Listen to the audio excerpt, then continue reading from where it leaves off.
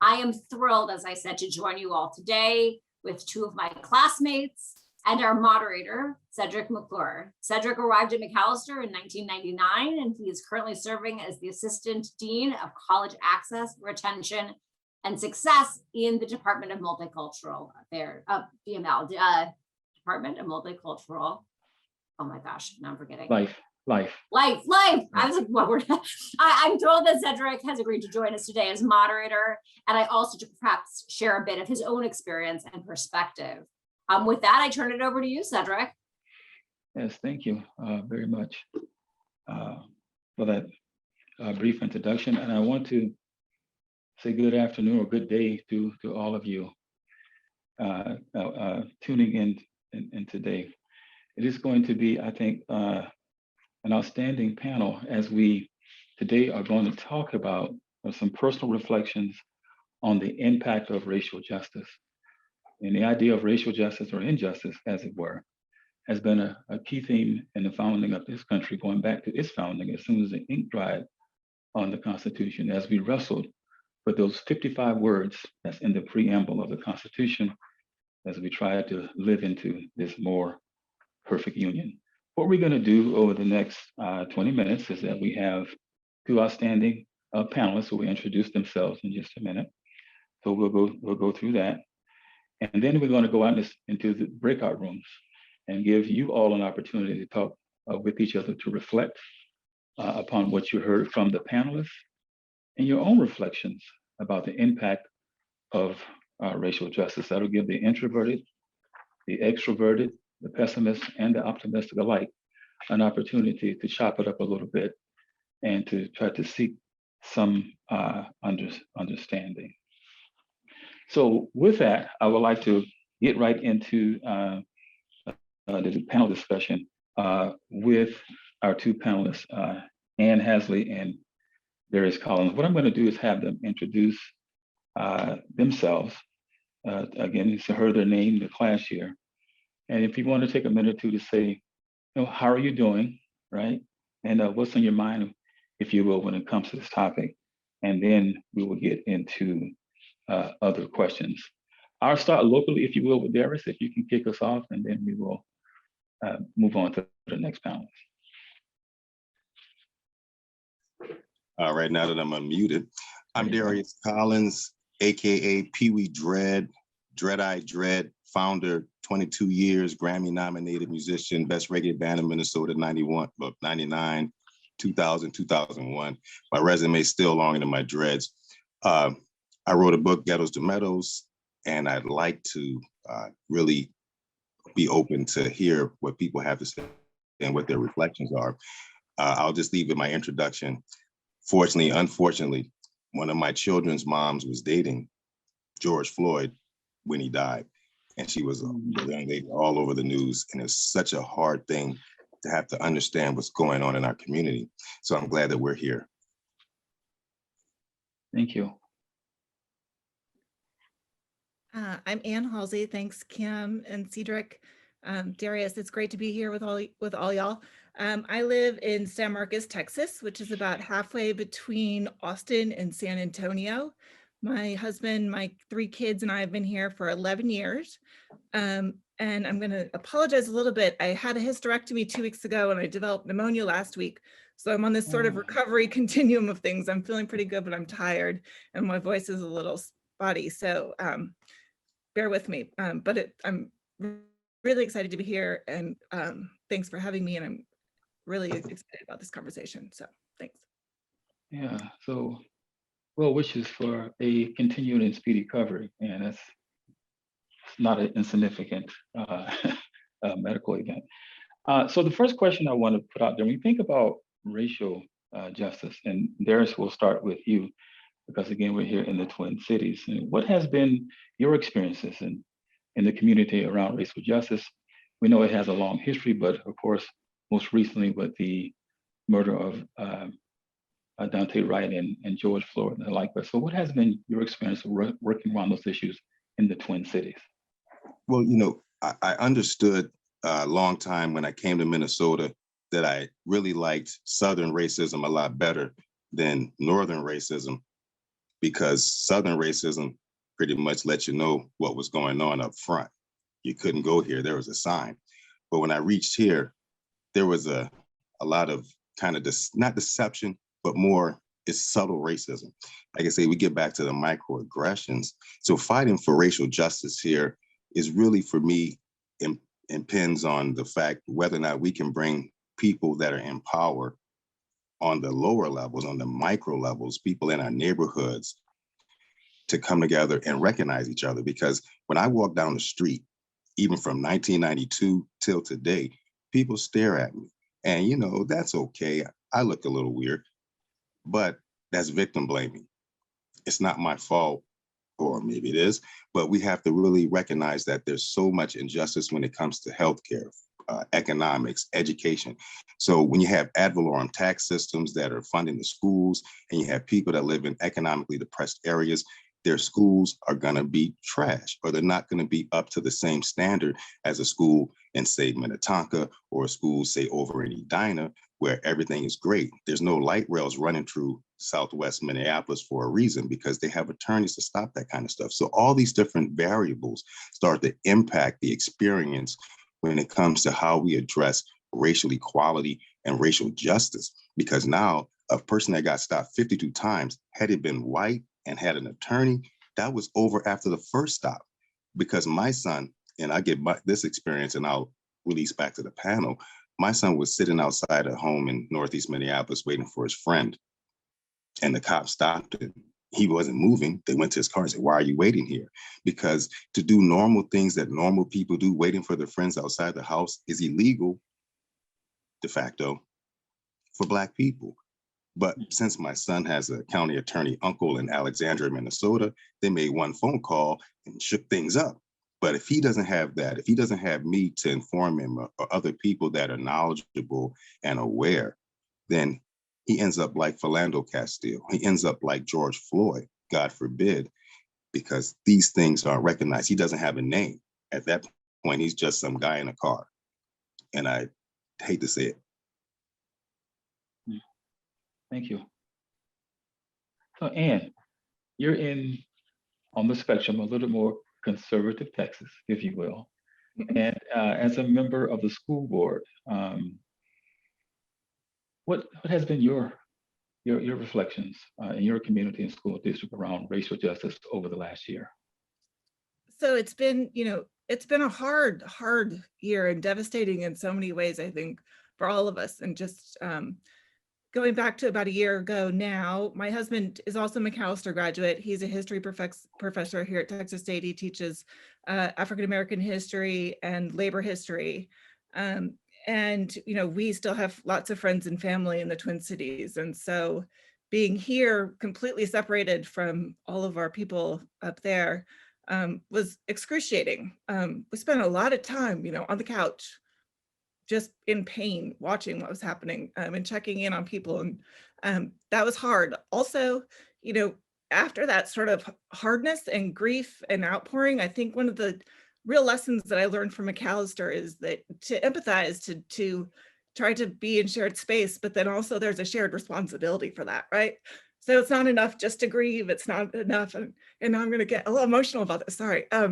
It's not enough just to grieve. It's not enough to just be emotional. We have to act, right? So that's sort of always been, since McAllister, my pathway through. And I think I came to McAllister. Darius and I have very different experiences in so many ways, obvious and also not obvious. But I came to McAllister from a very small town in Iowa, a very homogenous community. And I really wanted to be in a bigger, much more diverse, multicultural space. And McAllister was that for me, and so many things. And from there I went on and went to graduate school at NYU and lived in New York City and started my professional career there. And when Jeff and I married, we moved to Chicago, where we lived for about a decade while he was doing his PhD. And we lived on the far south side, and I really wanted to raise my children in a multicultural place and have them grow up in that experience. And so when we moved to Texas 11 years ago, I was saying before we came on camera that it was a little, there was a lot of cultural reckoning for me that went on in that, because I had never lived anywhere south. And so there was a big learning curve for me here. And also at the time I was transitioning out of the workforce, at least I thought temporarily, the professional workforce at the time. My youngest was just an infant, and my oldest was going into kindergarten. So I thought while we transitioned into our life here, I would stay home with them and also focus on my writing. And I did that for a while. And then the other part of that, being a stay-at-home mom, that occurred to me is that my kids were okay. My kids were going to be okay. Certainly things could happen to them that could have derailed them, but by and large, the odds are in my kids' favor. And I felt, as part of that shared responsibility of the world, that for me to just be a stay-at-home mom, just taking care of my own kids, didn't feel comfortable for me. So I started, through various networks, building various coalitions and partnerships throughout my community, and engaging in activism and advocacy for other kids who didn't necessarily have the same advantages that my own kids have, or didn't have the advocate that I am for my own kids, right? Does that make sense? And through that, then very unexpectedly found myself running for school board in Texas in 2015. So as a result, and now I've just been reelected in May to my third term. And over the course of the last year, as a response to George Floyd and all the things going on across the country, our district has done a number of things, including starting a district-wide equity audit that will be a three-year process. We're just into the first year of that, but it's really looking at every aspect of our school system. My school system is also majority minority and is majority low socioeconomic. So about 74% of my kids qualify for free or reduced school lunch. So we've looked at campuses, at facilities, at curriculum. We're looking at teaching practices. We're looking at the makeup of the school board and the beliefs of the school board. We're just really taking a comprehensive approach to this in terms of health and well-being. We put in social emotional counselors at every campus. So we think that part of learning is also really critical. So there's a whole number of things we did, but that's the tip of the iceberg. Absolutely. So, Anne, you mentioned your experiences at McAllister. So there's, I want to throw it over to you, and also you can answer quickly, Anne, as well. So what was the conversations about race during your time at McAllister, particularly in the 90s? What was an issue or two there? And do you see any linkages that has carried over until today? Well, I remember back in 1993, Sharon Sells Belton and Norm Coleman came over and did a symposium with us about how they were going to, what their platforms were for the Twin Cities, Minneapolis and St. Paul, respectively. And, I brought up the question to them both, because in 1992, I was stopped at City Center because they thought I was trying to steal a car. In 1993, I was stopped by McAllister because they thought I was carrying a gun. So I said, well, how is this community policing going to change? And 30 years later, or 25 years later, we haven't really addressed that issue. Now, in the same week that the trial of George Floyd's killer is going on, you have another gentleman that's killed because the police officer couldn't figure out, in the heat of the moment, mind you, which I do understand, taser versus gun. But this always seems to happen when it comes to us. So what I'm saying is, because the thing is just, when there was a young man in Louisiana. He was 6 years old. The marshals were chasing his dad. They shot up the car. They ended up killing the child, and the marshals went to jail. Oh, the kid happened to be white. Now, I don't know if that's a factor, but I'm just saying, it's just that those are bad optics. It's like Jimmy Baldwin always said, the system's not racist, but it seems to disproportionately affect Black and brown and tan in a certain way. So Minnesota has not ever really truly come to terms with its history. The Twin Cities weren't built for Black people necessarily. We're accepted to be here, we're tolerated, but it's not necessarily built for us, because I mean, one, I never eat lutefisk, but that's a cultural thing. But as far as, as far as like the institution of like it's just walking into a bank. Do you know how long it takes me to cash a check written on the bank, from the bank that it was written? It's just crazy. I can have an account there or not. But again, it's why I have to do things to address that. But overall, it's not just happening to me. It's happening to people over and over and over again. It's systematic.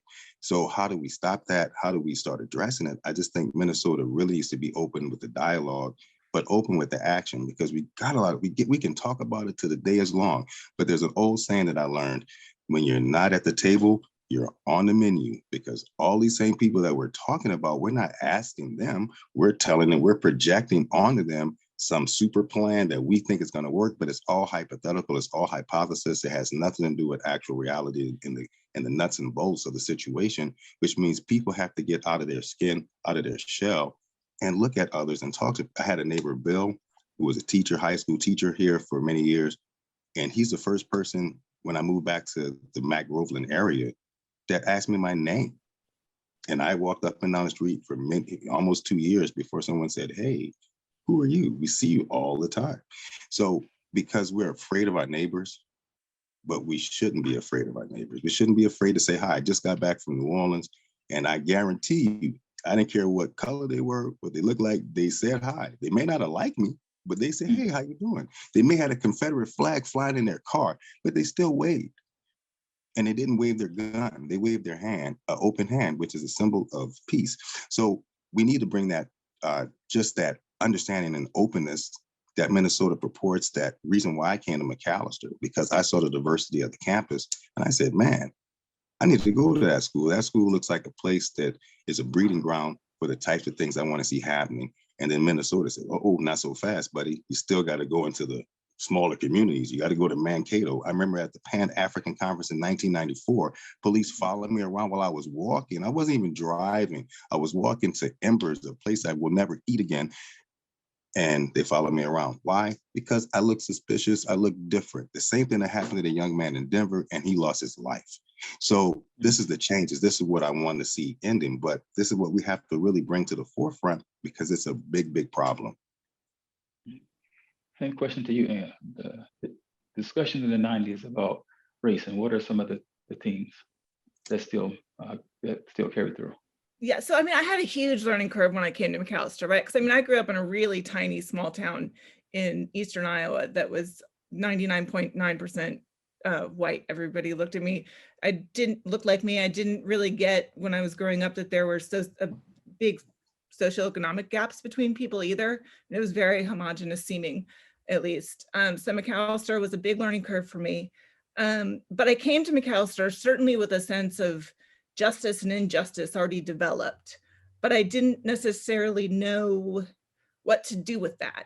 So McAllister gave me a sense of there being alternatives to what I knew that would be more just and that would be less punitive, right? That for instance, we didn't use a variety of pronouns at McAllister, but the idea that there were multiple pronouns available doesn't take anything away from anybody, right? That just makes more alternatives for everybody. And so that's a way of finding justice that is, I think, it builds up, right? It's not tearing down, it's not tearing away, it's not destructive, it's very constructive. And I think the same thing, I came to McAllister with a sense of racial disparities and racial justice, but without having a lot of it lived it. And one very specific thing that I came away from McAllister with was a sense, the framework of what we called then, right, in 1995, of Black feminist theory. We now talk about intersectionalism, right? But I learned it as this is Black feminist theory and how those things all intersect. And that was something that was hugely important for me and really life transformative for me to have learned at McAllister. And then something that I took away and was shocked that it wasn't all pervasive. But I've spent really the last 25 years going to different places being really surprised. And I'm a little naive, I guess. But you know, you can take the girl out of Iowa, can't take the Iowa out of the girl. I went to NYU and I was shocked that people were doing things that I already knew better than to do from McAllister, right? Like, and I moved to Texas, and I remember talking to a friend, and I said, this was again 10 years ago, so I wasn't yet using Latinx, but I said Latina, Latino, and her head really spun around on her shoulders. And she grew up here, and she is Latina, and she looked at me and she was like, how do you know how to use that term? Right? She just, it just was not the pervasive, it is still not the pervasive culture here. That sort of providing of alternatives that recognizes equity, and I think is more equal for more people. So does that answer the question? I am a politician, oddly enough, but I'm a politician who still has my McAllister tendencies of sort of talking and going on about things. I'm not a good soundbite politician. Okay, I think you appreciate you putting it out there. We're just about 5 minutes before we get into the breakout sessions. And so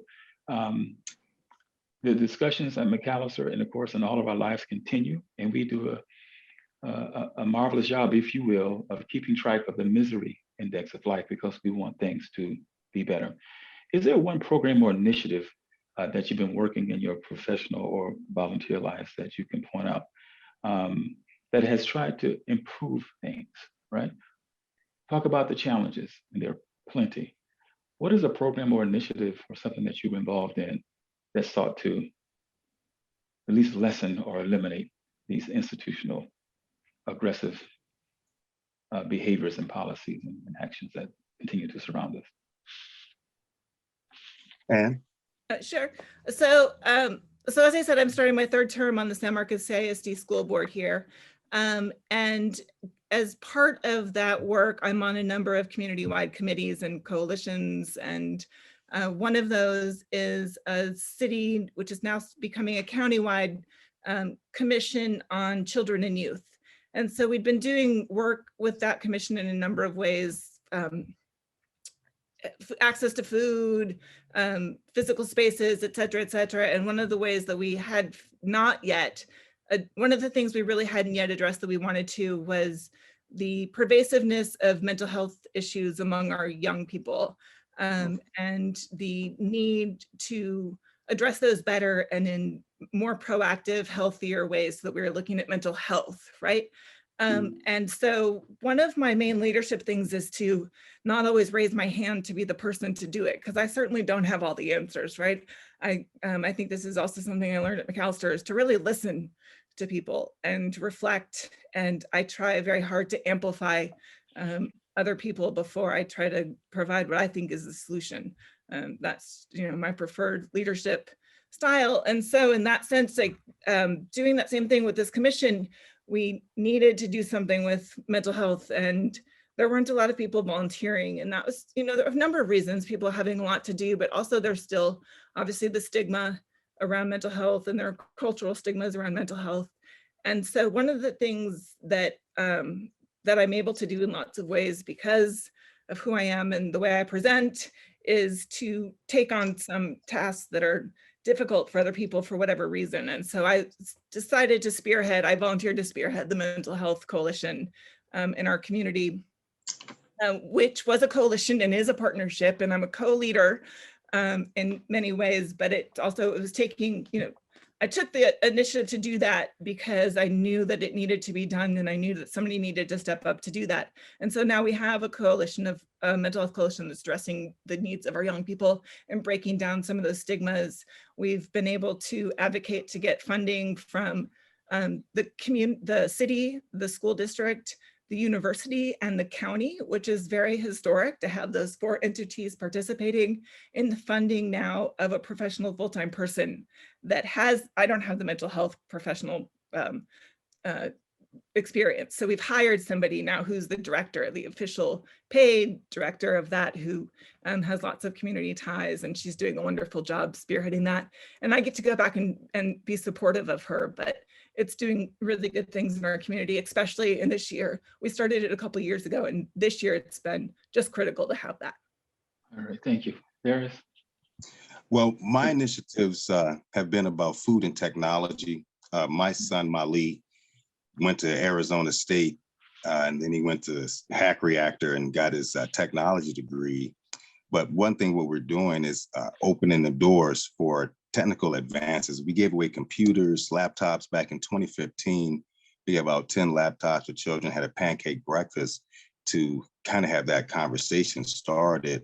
I worked with Afro Eco, Project Sweetie Pie, Seed Savers, you name it, because food insecurity is one of my main pet peeves, and homelessness and racial inequity. But when it comes down to my main thing, I've got a million meal march going on right now where we're feeding 1 million people. Our goal is to provide at least 1 million meals across the country. We're up to 10,500 right now. And what I decided and what I understood is that a lot of these inequities are falling on Black, brown, and tan communities. In 2016 and 2018, I was at the Global Hope Forum in Atlanta, Georgia, talking with Tom Brokaw and all these other folks about how we're going to address, food deserts, how we're going to address, just the inequities in policing, inequities in these things that impound it. Because if a person can't get a good job because you have a felony, now you're running up against things that don't get categorized or don't get hit in the GSS data. People don't see that. They don't see that as a variable because that's not something you wear on your chest. But felon literally means the wicked one. So we have to change how we think about people in the society once they've made a mistake. How do they rehabilitate themselves? So what I also started doing was created a free program, which is a felony reintegration employment and education program, which allows people to start reintegrating back into the community, irrespective of what's going on in their condition. Darius, it looks like we lost your voice. Darius? Darius? Yeah. Was I muted? Yeah, I'm sorry, you got muted. Oh my God, that was a great speech. I'll rewind. Basically, sorry about that. Here's the thing. One of the things that we had is, I worked with Afro Eco, Project Sweetie Pie. We did a kid cafe. We're bringing food back into the community. Computers. We want to make sure that people have access to food and technology. That's one of my main things. I'm doing a 1 million meal march right now. We're up to 10,000 people fed. And we're looking to bring access to food and meals through Feeding America, Union Gospel Mission, the Twin Cities, and making sure that there's access to food. In 2016 and 2018, I was at the Global Hope Forum in Atlanta, speaking to a bunch of dignitaries, Tom Brokaw, what have you, a bunch of folks that came out that we're trying to figure out how we're going to address these programs. I worked with BEMA, the Black Emergency Management Agency, and all different types of agencies to figure out how we do this. And I said, you know what I'm going to do? I'm going to use my business. I'm going to use my intelligence to create a system that allows people not to necessarily have to donate. They can buy products, because my motto is you buy the meal, you buy the food, I buy the meal. So every time they buy a product from me, my hot sauce, what have you, I'm able to put back into the community. And just like the good old days when Carnegie and all these different folks and all these buildings that we have on McAllister's beautiful campus are coming from business investments and people that are investing back in the, even our endowment comes from Reader's Digest. So this is what the model that I'm taking back to the community, so we can bring our community back and do it with financial security that's independent of government, independent. It's dependent on the community. Right. And thank you, Darius. Thank you for those insight. And definitely mental health, food insecurity continues to capture all of our attention. And you should know that the current students are also up on it, and we have a food pantry and stuff on campus as well. Now, McAllister, we're going to have an opportunity to get into small groups of 5 to 7. You're going to be broken up into those groups. In the chat, there's going to be some guideline questions that you can use to address the issue of racial justice. And again, as good old McAllister folks, sometimes you're like, that may be cute, and the conversation may be going some other place around racial justice. And of course, you will have the liberty and autonomy to do that. So we're going to do that for just under